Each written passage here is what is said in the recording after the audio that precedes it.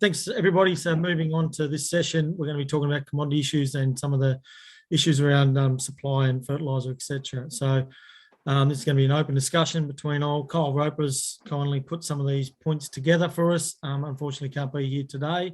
So thank you very much, Kyle, for this information. So first of all, moving forward, no surprises here. DAP, MAP, phosphorus is hard to find, and prices are extremely high as well. So it doesn't seem like it's going to change anytime soon. But that's one thing to keep an eye on if you are looking to use phosphorus-based fertilizers for your sowing conditions and stuff. I think the short answer is to make sure you're organised and get it organised. And the other question to that is make sure you're using soil testing and not using fertilizers where you don't need to, especially in a year like this. So and there may even be parts on your farm, if you've been doing a FertSmart plan, where you'll have areas where your phosphorus levels are adequate or even over adequate, if you've been using chicken litter and other things. So definitely looking at that is really important. Looking to the alternatives, Triple Plus, Pasture King, DAP, sulfate and ammonium blends. Urea prices are dropping. So we've heard a bit of noise that it has softened. It hasn't come back a long way, but it has softened from the words I've been hearing as well. And there's some available. I guess the question is don't probably go too long in it. And Neil, you might have some thoughts, but if we're going to go too long and you're going to order the year's worth, and we could get stuck if price does drop going forward.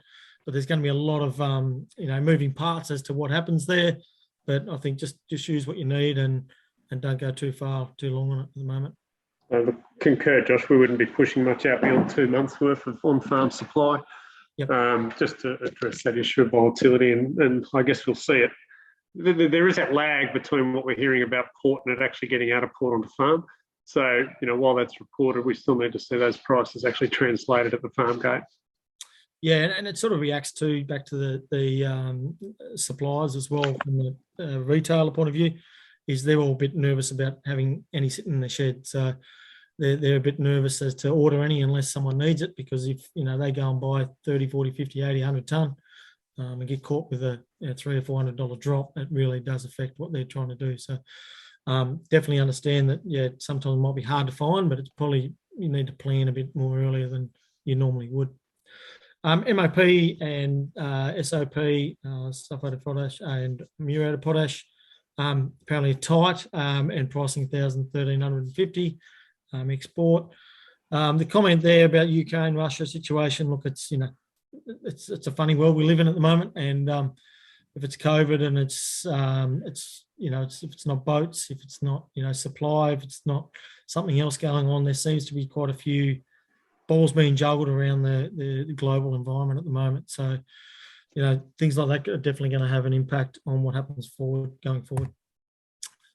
Seed supply, look, most seeds are pretty good availability, however, check. There's some things that have gotten tight over in the last few weeks only due to the demand. So every year seems to bring out a different demand of what's going on. But, prairie grasses, some fescues and some ryegrass lines are very, very tight, and it's usually due to demand. So sometimes there's a bit of a production issue too, which is in the case of sometimes of the fescues, etc.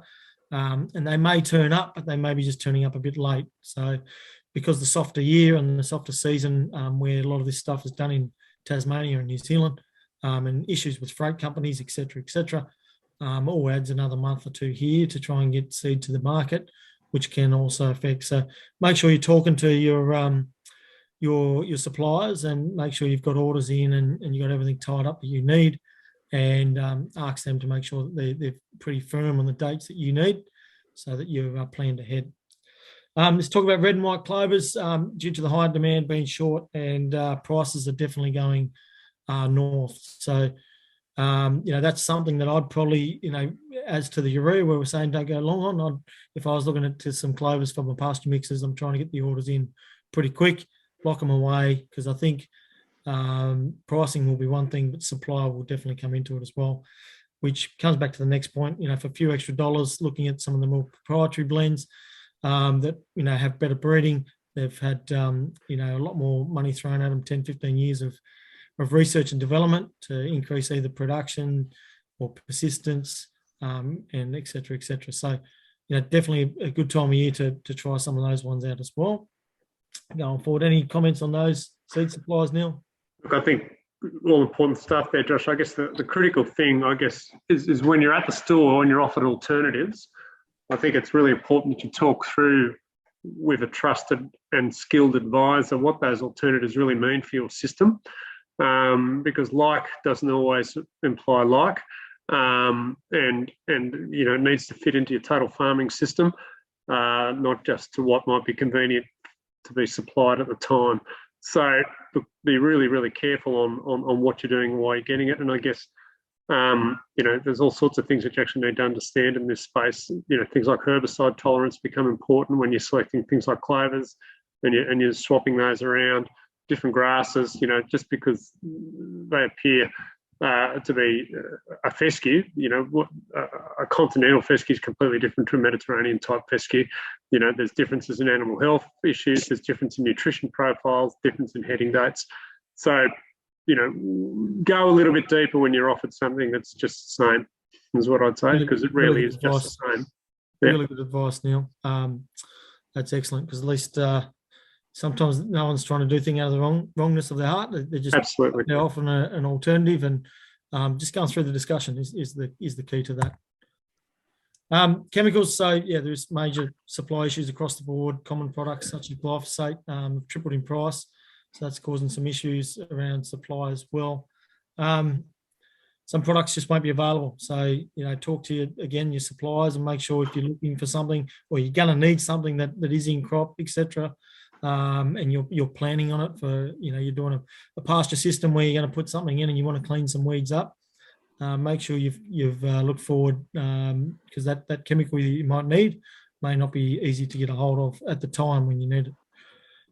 Woody weed products are in tight supply. Knockdown products have recently become available. So things like mixes that go with other things like Sharp and Hammer apparently have come back into demand, with glyphosate being a bit short. Talk to your agronomists about suitable alternatives and mixes, save the dollars and achieve the results with shortages at hand. Always refer to labels. There's plenty of labels out there that you need to make sure that you're covering off on, from multiple areas of from animal health through to doing the right thing by the environment. Is really important. So that brings us to the close of that. Thanks very much for everybody for your time. It's been great. It's been a good little session, and thanks again to Kyle Ropa for supplying that information. That was just a bit of an info on the supply and update of products and some of the commodities out there. So thanks very much, everyone. Have a good day.